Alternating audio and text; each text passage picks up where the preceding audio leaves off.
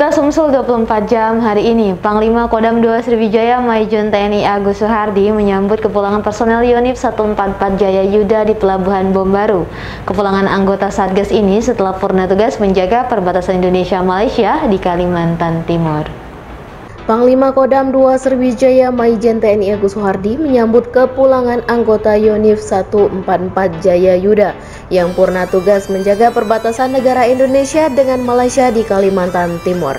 Seperti diketahui, sebanyak 450 personil Yonif 144 Jaya Yuda bertugas menjaga perbatasan negara selama 1 tahun.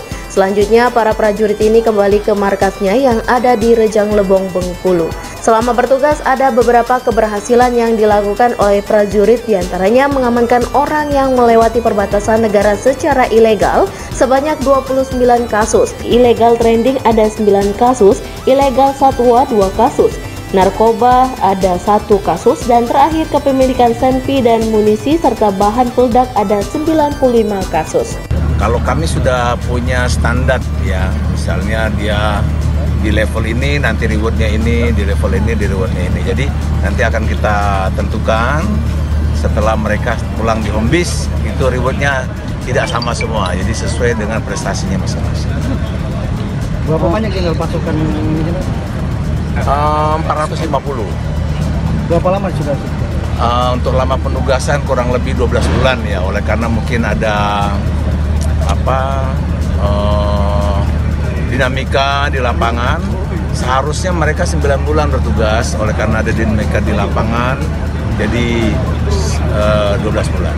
Pangdam 2 Sriwijaya Maijen TNI Agus Suhardi memberikan penghargaan kepada para prajurit atas dedikasi dan loyalitas dalam melaksanakan tugas menjaga perbatasan Indonesia-Malaysia di wilayah Kalimantan Timur dengan penuh rasa tanggung jawab. Jenderal Bintang 2 ini menambahkan keberhasilan yang telah dicapai di daerah penugasan tentu menjadi bekal dan pengalaman yang sangat berharga dalam menyongsong tugas-tugas ke depan yang semakin berat dan penuh dinamika. Reporter dan juru kamera Sri Depi, Palpres.com. Pemirsa, hujan deras yang mengguyur kota Batu Raja pada Kamis sore hingga malam hari menyebabkan 2 desa dan 6 kelurahan di 2 kecamatan terendam banjir. Kepala Pelaksana BPBD Oku Amzar Kristopa mengatakan hujan deras menyebabkan banjir dengan ketinggian air berkisar 50 cm hingga 3 meter. 2 desa dan 6 kelurahan yang terendam banjir yakni Desa Air Pauh, Desa Tanjung Baru, Kelurahan Kamalaraja, Kelurahan Sukaraja, Kelurahan Batu Raja Permai, Kelurahan Sekaraja, Kelurahan Sukajadi di Kecamatan Batu Raja Timur, dan Kelurahan Talang Jawa di Kecamatan Batu Raja Barat. Reporter dan juru kamera Yangson, Palpres.com. Tim gabungan Polsek Indralaya dan Satreskrim Polres Ogan Ilir berhasil mengamankan 2 pelaku pencurian kabel listrik milik PLN di Kelurahan Indralaya Raya, Kecamatan Indralaya, Kabupaten Ogan Ilir, Selasa kemarin. Kedua pelaku adalah Firman dan Sarvana yang diamankan di perkebunan karet di kawasan Indralaya. Sepak terjang tersangka Firman dan Sarvana selama ini sudah sangat meresahkan masyarakat. Bagaimana tidak? Kedua pelaku yang terkenal licik ini kerap melakukan pencurian kabel listrik yang dampaknya juga dirasakan masyarakat sebagai pelanggan listrik PLN. Menurut Kanit Pidum Satreskrim Polres Ogan Ilir, Ibda Eta, 2 pelaku pencurian kabel listrik PLN tersebut ditangkap saat sedang mengupas kabel listrik hasil curiannya untuk dijual. Selain kabel listrik hasil curian, polisi juga menyita 1 unit motor metik dan 1 buah gergaji besi untuk memotong kabel listrik, serta 2 buah pisau karter untuk mengupas karet kabel listrik hasil curian. Atas perbuatannya, lanjut Ibda Eta, kedua tersangka dijerat pasal 363 KUHP tentang pencurian dengan pemberatan dengan ancaman hukuman 5 tahun penjara. Polsek Indralaya telah mengamankan 2 tersangka pencurian kabel PLN di Desa Indralaya Raya.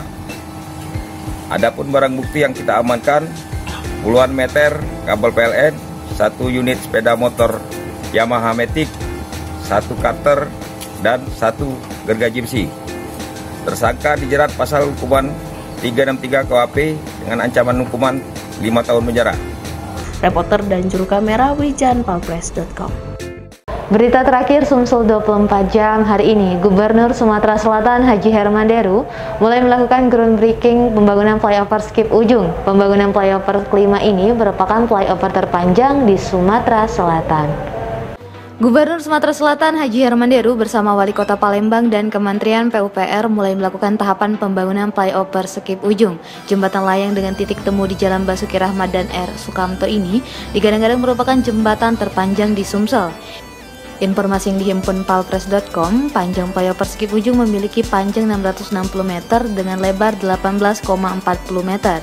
Sementara 4 flyover sebelumnya tidak lebih panjang dari flyover Skip Ujung, misalnya flyover Keramasan dengan panjang 650 meter, Simpang Polda 400 meter, Simpang Bandara 460 meter, dan flyover Jakabari memiliki panjang 434 meter. Gubernur Sumsel, Haji Herman Deru mengatakan, pembangunan flyover Skip ini merupakan jawaban dari keluhan masyarakat tentang kemacetan yang terjadi di beberapa ruas jalan yang biasanya terjadi pada pagi dan sore hari.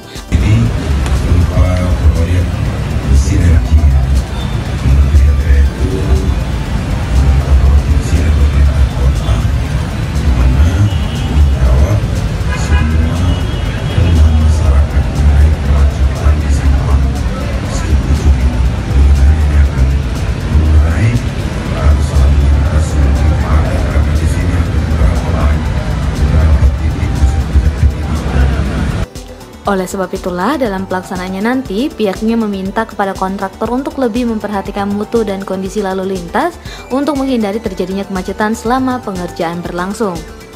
Sementara itu, Kepala Balai Besar Pelaksanaan Jalan Nasional Sumatera Selatan Dr. Budiamin mengatakan, dalam pengerjaan pembangunan flyover Skip Ujung menggunakan dana SBSN sebesar 152,9 miliar rupiah.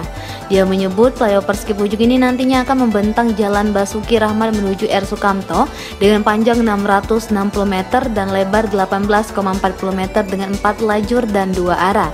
Jembatan ini sendiri dikerjakan oleh 2 perusahaan, yakni PT Waskita Karya dan PT Sukses Mandiri, dengan target selesai pada Desember 2023.